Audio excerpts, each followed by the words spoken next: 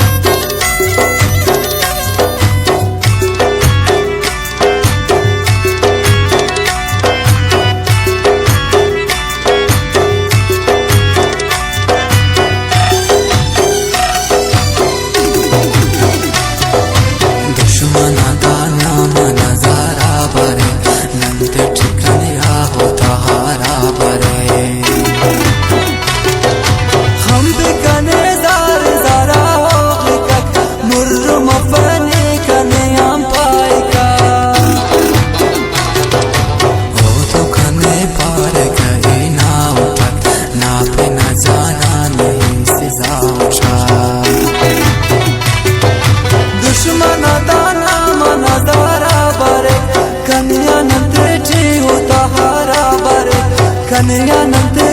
होता हारा बरे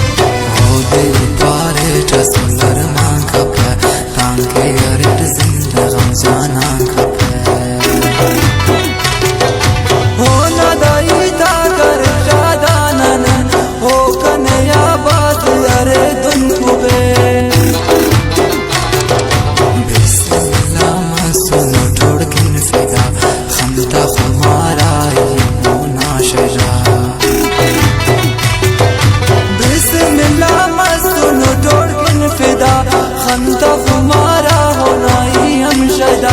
खंता खुमारा होना ही हम शायदा।